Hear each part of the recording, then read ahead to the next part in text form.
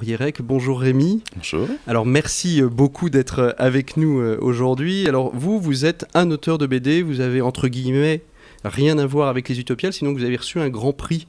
Ça fait quoi de recevoir un grand prix dans un festival d'une telle importance et qu'est-ce que ça permet pour la suite? Puis après on reviendra sur votre parcours. Alors en fait c'est pas le grand prix que j'ai gagné, c'est le prix spécial du jury. Donc c'est encore mieux même, je trouve. Non ? Ça dépend comment on le prend. Moi, personnellement, je le prends très bien. Mais, voilà, j'ai reçu le prix il y a 2 ans. Moi, je suis nantais, donc j'étais quand même... déjà bien au fait de ce qu'étaient les Utopiales. Ouais. J'y vais souvent, notamment pour la partie film, qui est quand même très importante là-bas. Et du coup, ça m'a fait... C'est le premier prix que j'ai gagné pour cet album. Mm-hmm.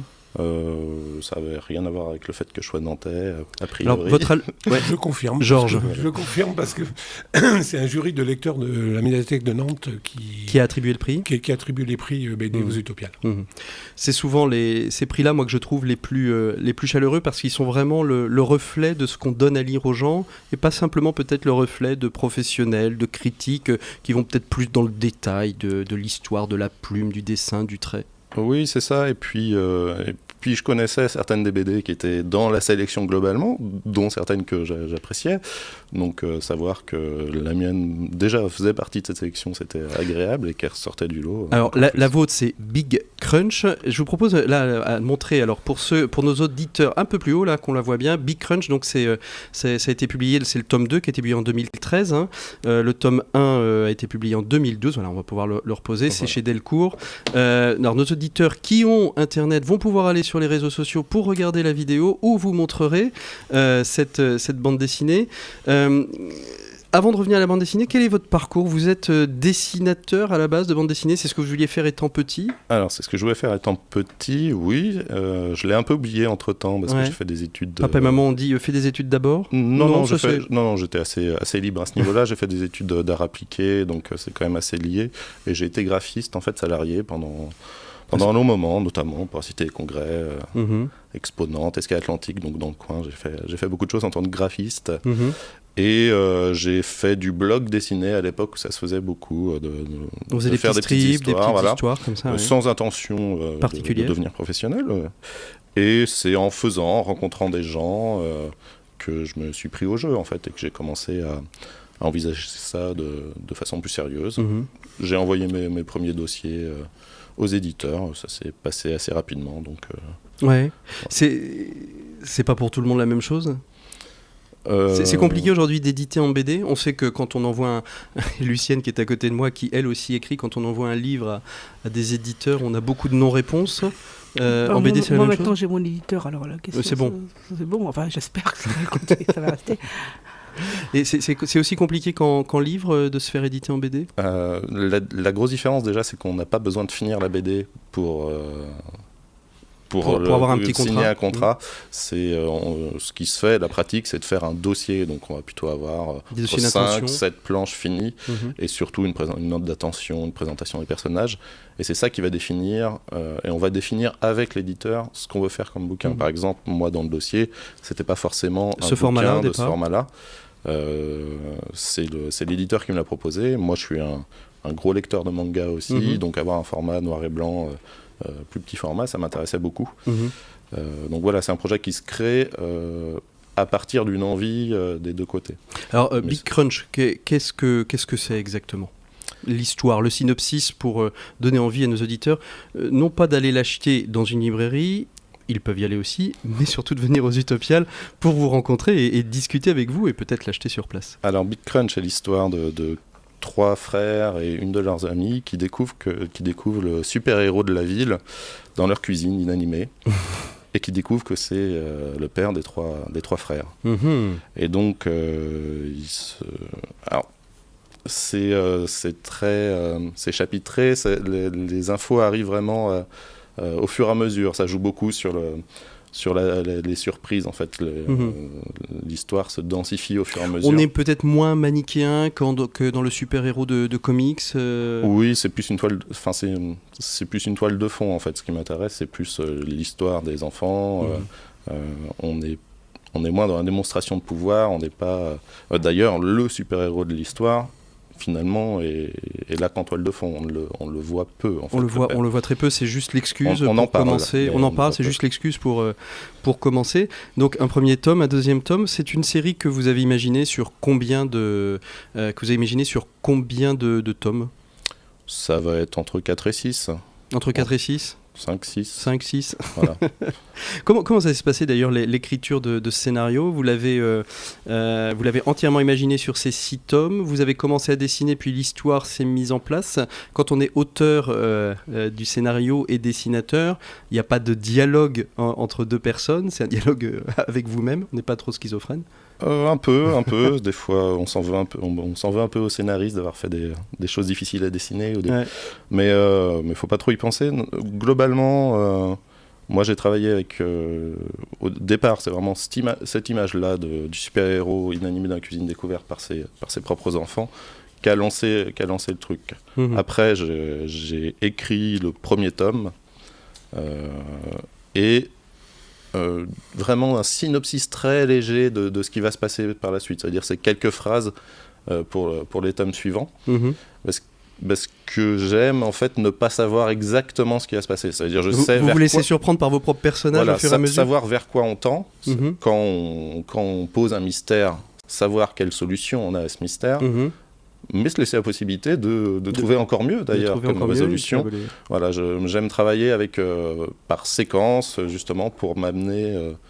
Ça nourrit les séquences suivantes en fait, plutôt que d'écrire tout d'un bloc et après le dessiner. Ce qui est assez étonnant dans ce que vous me dites, au-delà de simplement ce mystère un peu diffus, on est plus, j'ai l'impression qu'on est plus dans un thriller que dans une bande dessinée où on va lutter contre un méchant extrêmement identifié. C'est peut-être un peu plus diffus, non? Oui, c'est beaucoup plus proche de ça, effectivement. Ouais.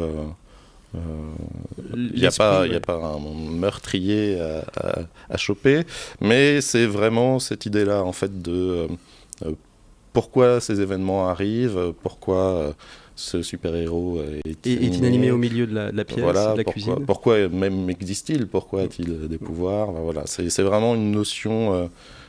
c'est un seul bloc, c'est pas un super-héros qui va combattre plusieurs méchants à la suite en fonction des albums, c'est vraiment une grande histoire qui se bouclera.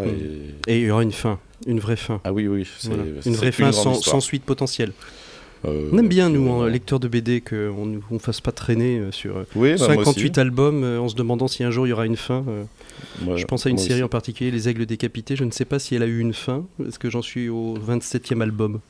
Au moins, si on n'a pas 34 ou 35 depuis. Non, il y en a un qui vient de paraître. Oui, c'est bien ce qui me semblait. C'est une série au long cours, comme on dit. Ce qui est intéressant, alors un pourquoi, dans les pourquoi que vous posiez, il y a un pourquoi. Pourquoi avoir pris une fratrie? Vous auriez pu prendre un personnage, vous avez pris 3 personnes, des frères et sœurs, pourquoi? On rentre dans la psychanalyse, hein, j'en sais rien. C'était plus facile peut-être de faire jouer 3 personnages, des liens entre eux Non, mais je pense que c'est assez présent dans ma vie. J'ai des frères et sœurs, des demi-frères, des demi-sœurs. C'est une interaction qui m'intéresse parce que quoi qu'il se passe, même si on s'engueule, même si à un moment on s'énerve, quoi qu'il se passe, on reste toujours frères, on est toujours autour les uns des autres. Il y a toujours ce noyau central, familial, alors qu'ici est le père, en fait, qui fait un petit peu le lien. Bah là, du coup, il le fait moins, parce qu'ils se retrouvent tout seuls, justement, à gérer ça. Mais oui, quoi qu'il se passe, ils sont frères. Ils peuvent pas éclater ce groupe en fonction des événements. Ils seront toujours là. Vous disiez que vous étiez fan de manga, ou du moins que vous en lisiez beaucoup. Le format a été adapté justement parce que vous vouliez, ou l'éditeur trouvait que ça avait un style manga. C'est vous-même en discutant avec l'éditeur qui avait, vous êtes dit, tiens, c'est peut-être plus ce format-là qui conviendrait à ton dessin. Un dessin qui est aussi en même temps assez classique, qui lui est moins manga. Il est le trait beaucoup plus clair, on est plus... j'allais dire dans le franco-belge quelque part. Oui, bah c'est totalement assumé. Moi, effectivement, j'ai lu manga, mais je lis pas que du manga. J'ai vraiment une culture aussi bien de la BD indépendante franco-belge que les vieux classiques ou même du comics. Hein, j'en ai lu pas mal. Du coup, je pense qu'on est pas mal d'auteurs de la trentaine qui a cette culture-là très, très générale, très internationale, et qui, effectivement, ça se ressent dans leur travail, dans la narration et aussi dans le dessin. On a un espèce de mélange comme ça qui se crée. Donc moi, j'aime la narration du manga en chapitres, assez longue, assez lente, qui prend le temps sur les personnages. Et j'aime, je pense que la culture graphique, effectivement, est peut-être plus... Donc vos influences sont vraiment très, très générales. On ne peut pas dire qu'il y a une influence particulière qui vous a inspiré pour ce dessin, pour cette BD? Non, ça se crée au fur et à mesure. Donc c'est vous-même? Voilà. Donc c'est vous-même. Georges Merel, juste avant qu'on se quitte, vous êtes venu aussi, on va pouvoir le montrer à nos auditeurs là, à la caméra, avec différents auteurs qui seront présents. Donc là, vous avez à nous présenter, il sera présent, hop là, dans la caméra, on va la retrouver. Voilà, elle est un peu plus par là. Ouais. Alors SOS Météo, c'est un pastiche de Black et Mortimer. Par Nicolas Barral, ouais. Parce que vous me disiez que finalement, l'intelligence, du moins dans la BD, le biais que vous aviez pris, c'était plutôt l'intelligence à travers l'humour. Oui, l'humour. D'où ce pastiche. D'où ce pastiche, on parlait tout à l'heure de Daniel Goussens. Pour les plus jeunes, il y aura, Alex Alice, qui vient de faire Le Château dans les étoiles. Voilà. Super histoire qui fait, pour résumer, qui fait la jonction entre Verne et Miyazaki. Ouais. Ah, très bien. Et alors, c'est fait sous forme d'un journal C'est paru la première fois, oui, en journal, en feuilleton journal traditionnel, quoi. Ah oui, d'accord, comme ça, là. Hop, là, on va mettre ça à la caméra. Voilà. Hop, là, on peut voir. Hein, c'est vraiment presque papier journal, un petit peu plus épais quand même, pour que ça ne se délite pas dès qu'il y a un peu de pluie dessus. Voilà. Et puis, le troisième, là, c'est l'invité d'honneur, enfin, pas d'honneur, mais l'invité principal BD, voilà. François Bourgeon, donc pour Les nuits... j'arrive pas à lire. Les aubes douces d'Aldaran. Voilà. Donc, c'est 3 auteurs importants pour ce festival. Voilà. Et puis vous, demain, à titre personnel, une petite actualité à la librairie de la Talente? Non, librairie Aladin. Librairie Aladin, oui, on recevra 2 auteurs nantais qui ont un immense talent, Hervé Tancrel et Christophe Gauthier. D'accord. Et pour les auditeurs non spécialistes de BD, quelles sont leurs œuvres? Hervé Tancrel a fait La Communauté, qui raconte un peu l'histoire de son beau-père qui a créé le Moulin Rôti. Oui. Et puis là, c'est pour Les Voleurs de Carthage, et Christophe Gauthier pour une préquelle et une histoire autour d'Arsène Lupin. Ah, bon, ça, je vais peut-être venir. Alors. Avec plaisir. Ce sera demain à 15h. Arsène Lupin, je suis un grand fan. Allez, on fait une pause musicale, et puis après, on se retrouve tout de suite après pour parler de cinéma avec notre très chère et notre merveilleuse Lucienne Chappé.